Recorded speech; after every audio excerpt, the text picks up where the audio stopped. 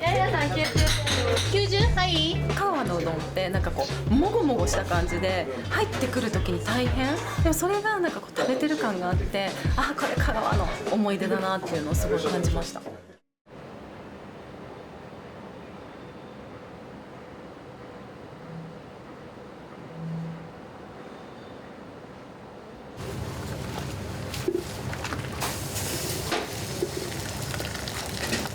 2名様の次はお願いします。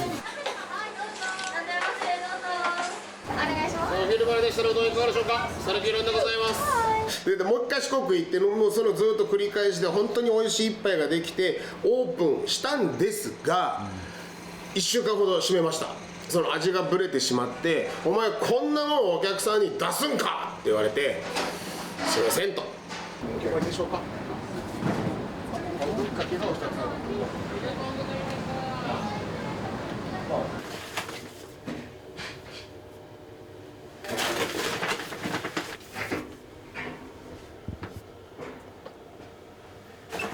いろいろ食べて、名前品種見ずにこういろいろ食べていった結果、全員が一致したのがすずらんだったんです。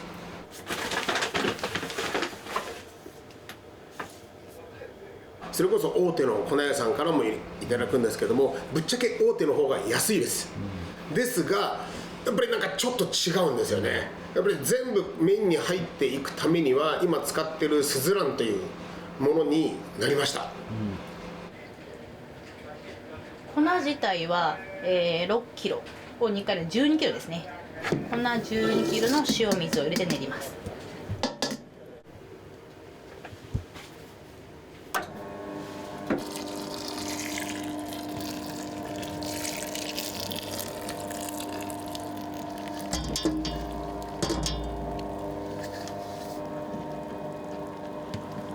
でこれ練っている間に麺を切ります。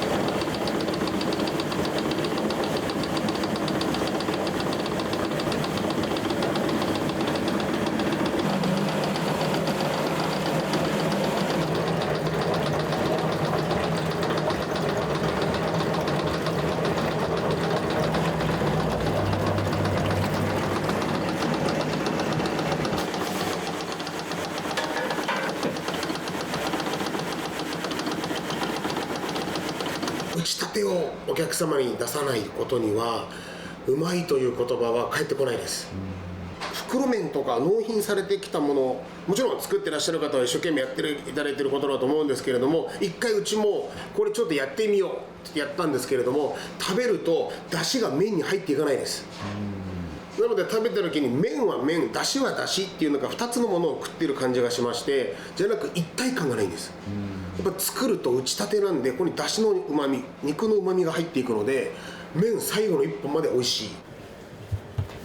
でこっから今作った麺を出して小分けにしていきます。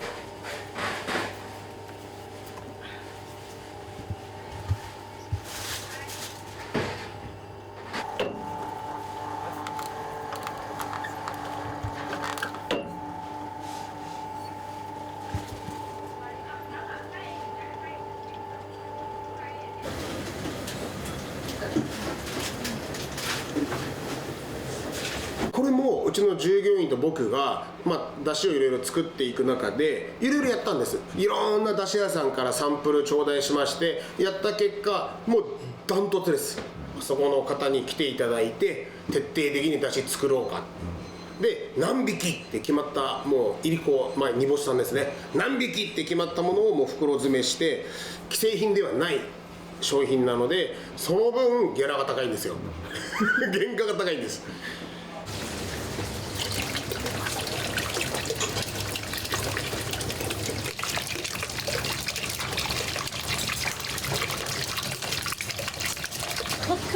うどん出して、黒いイメージ、黒くて濃いんですけど、向こうだと本当澄んだ色になりますね、そんな濃いお醤油ではないので、だし自体が透き通っていて、なんですかね、うどんがほど入る繊細な味というかねになります。多分他のうどん屋さんに比べるとうちいりこの量は多いと思います。なんで食べた時にすごいいりこの匂いが強くなるようにやってます。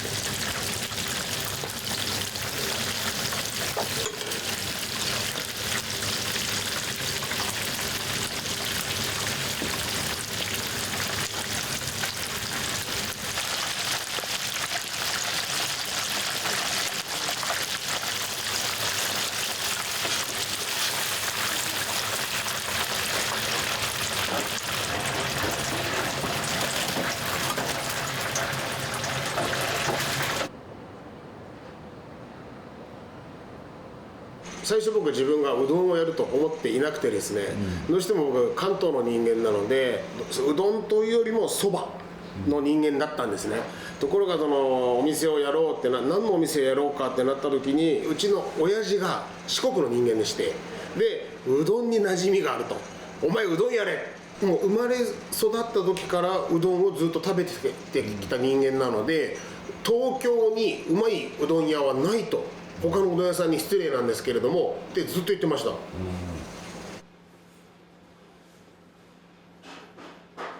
でもう一回四国行ってもうそれをずっと繰り返して本当に美味しい一杯ができてオープンしたんですが、1週間ほど閉めました。その味がぶれてしまって、お前こんなもんお客さんに出すんかって言われて、すいませんと言って、もう一回当時の店長と1週間お店に泊まり込みまして、でやっとオープンができたという経緯がございます。オ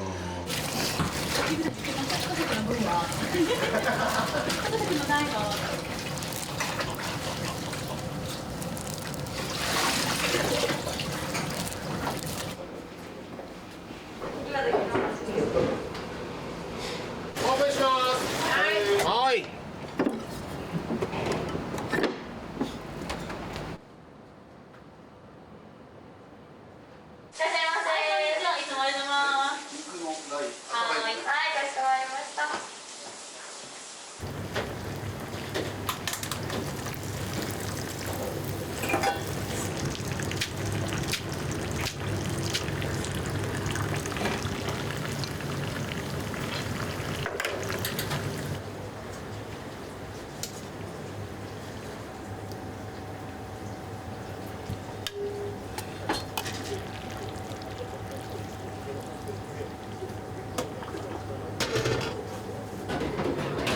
ありがとうございました。またお願いいたします。ありがとうございました。ありがとうございました。はいよ。お疲れ様です。どうぞいらっしゃいませ。言ってないでしょ。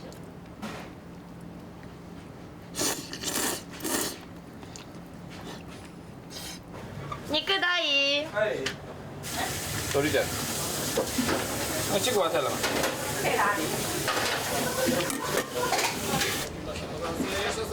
はい、こんにちは。どうぞ大丈夫ですか。はい、カウンター席どうぞ。はい、いらっしゃいませ。はい、書きました。はい。店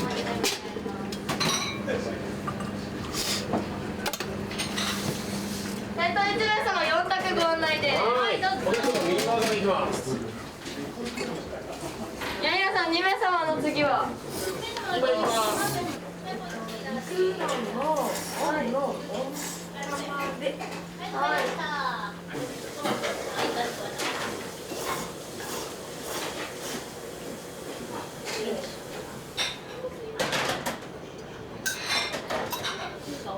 親父が納得する一杯ができないとお客様が喜んでいただけないっていうのがあるので、まず一番最初のお客様である親父を納得させないことにはお店は反映していかないと思いまして、とにかく親父を口説く一杯を作んなきゃいけないっていうのに集中しまして、で最後3杯食べてもらったんですよ、僕の自信作を。で来なくなったんですあ、これは、せっかく知ってますからいいぞとは言わない人間ですから、来なくなったのでちょっとオープンしようかって開けました。その3杯はどういった3杯だったんですか？もう肉うどんです、全部肉うどんなんですけれども、この味は全く同じなんですよ。で俺の自信作これだからとりあえず食べて、で2杯目食いたくなるって聞いたんですよ。持ってこい。ああとよかったと思いました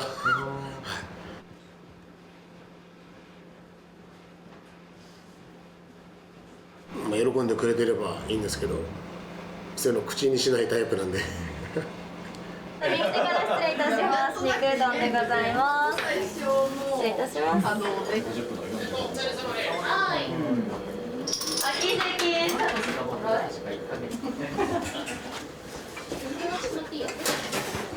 はい。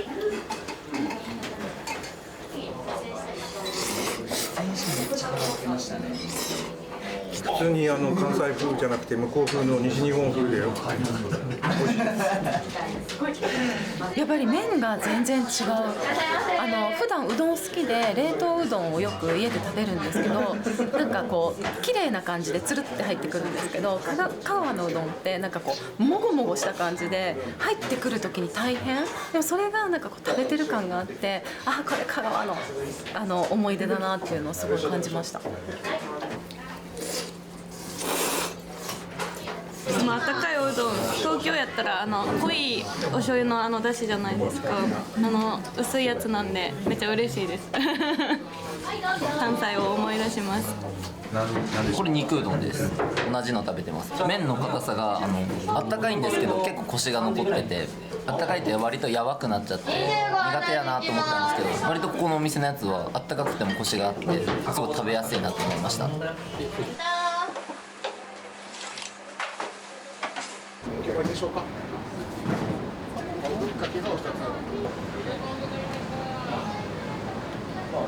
肉大盛りにと厚大盛りに。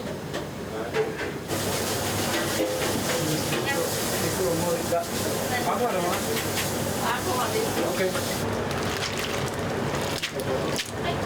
ようございます。ありがとうございます。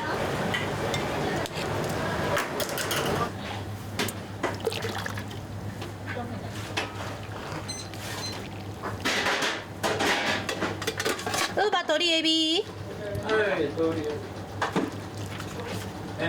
鶏とエビ。出るよ。はい。はい、どうぞ。奥7番のお席どうぞ。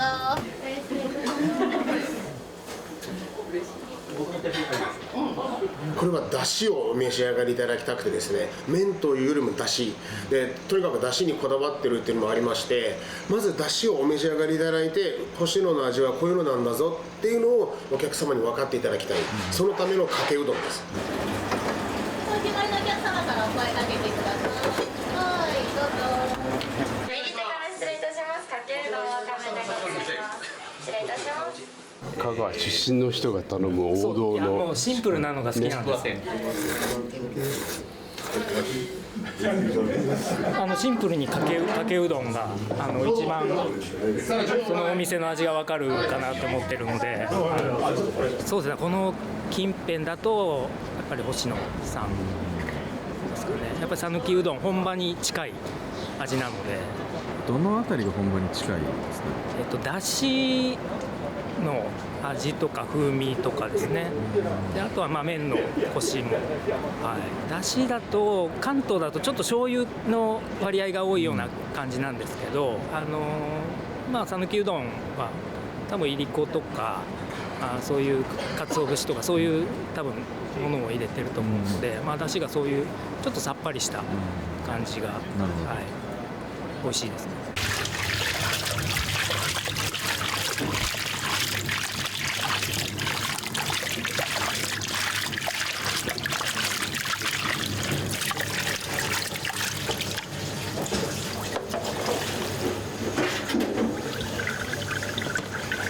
まず茹で上がりの麺で麺の周りに打ち粉がついてるんで、茹で上がりちょっとヌルヌルしてるんですよ。それをこっちの普通の水で洗い流します。麺を洗うっていう作業ですかね。でその洗ったものをこっち冷却シンクなんで氷水とかキンキンの水になります。こっちは締める作業のシンクなので、茹でる、洗う、締めるの3段階でやってます。で釜玉は逆にその茹で上がったものふわふわな状態の麺を使うのが釜玉です。釜玉お願いします。1名様。違うない。Aku makan dengan kawan.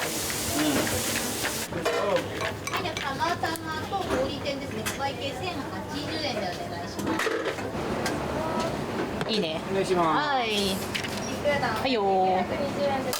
大盛りね。はい。いきます。いきます。お待たせいたしました。どうぞ。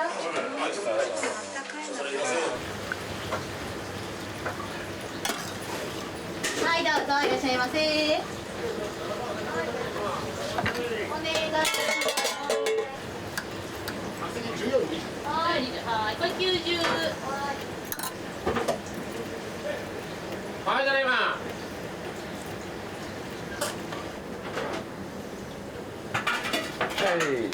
11は今釜玉で。了解。皆さん90。90？はい。はい。します。かけラスイチです。はい。ちょこちょこ。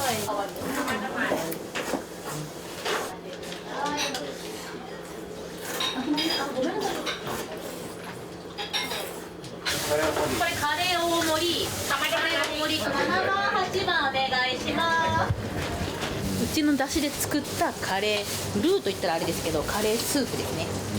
でうちは牛カレーうどんとは言っているんですけども、辛くないカレーでして、どちらかというとミルクが入ったクリーミーなうどんカレーになってます。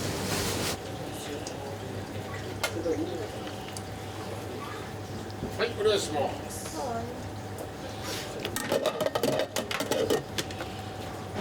皆様レジまでお進みください。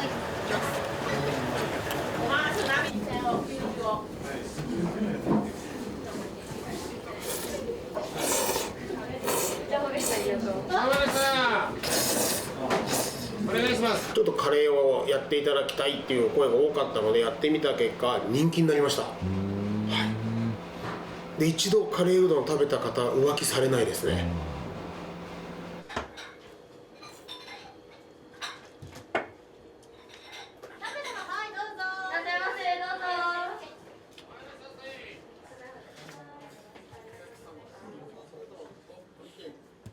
やはりご常連様はうちの天丼非常にボリューミーだということをご存知でございますので、天丼セットとミニ牛飯にはすごい流れます。かしこまりました。ありがとうございます。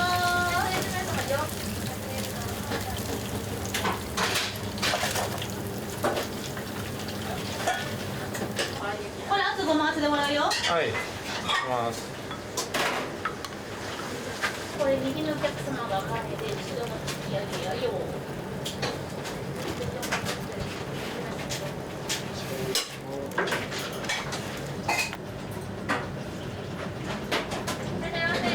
お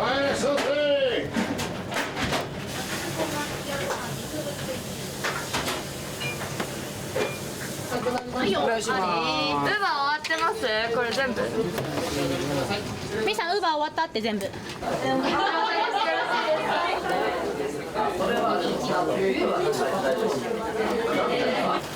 カリッと揚がってないとダメなんですよ。なのでうちは2度揚げをしてます。一度揚げてこれ出すなと、必ずもう1回揚げてカリカリにしたものを出しなさいと、そこはもう徹底的にこだわってます。いらっしゃいませ。はい、お一人様どうぞ。いらっしゃいませ。どうぞ。あと1名様。天ぷらはどうでした？美味しかったです。すごいザクザクで、なんか勢いがある感じで、これもなんかお店で揚げてるから食べられるのかなって思いました。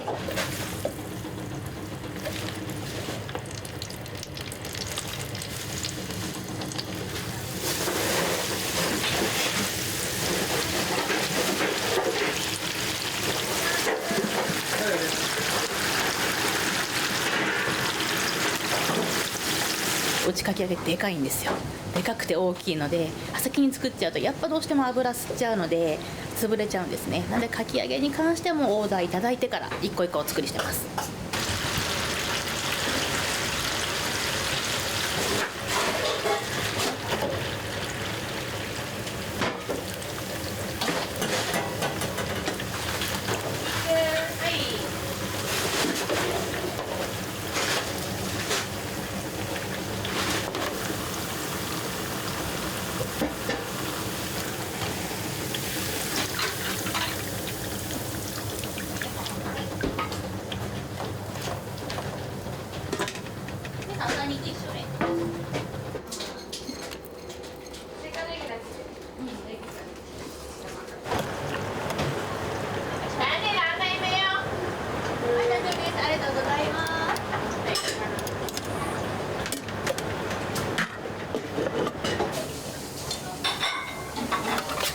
はいよ。は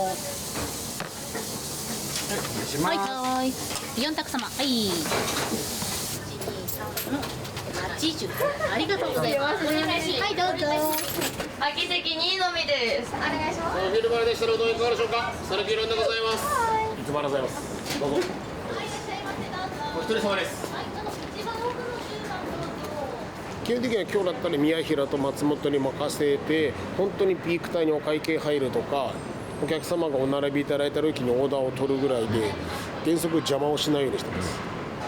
本来現場にも立たない方がいいんでしょうけれども、先生から動けと言われてるので、少しでも動いて、かといってガンガン行って皆様の邪魔にならないように。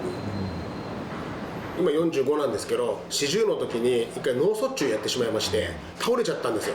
で正直会社こけるかなとか思いました。でもうちの従業員たちが踏ん張ってくれてまして、で僕2年間闘病があったんですね。おいでしょうか。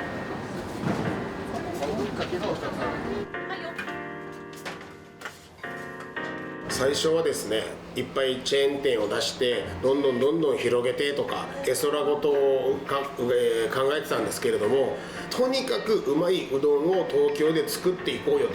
もうお金を考えるのやめようって。お金に縛られる生活じゃなくて、俺たちだけがうまいうどん作れればそれでいいじゃんっていうところに行き着きまして、で従業員たちもうなずいてくれまして、であればとにかくうまいうどんを作って邁進していこうっていう目標に変わりました。これも病気のおかげでお金っていう考えはやめました。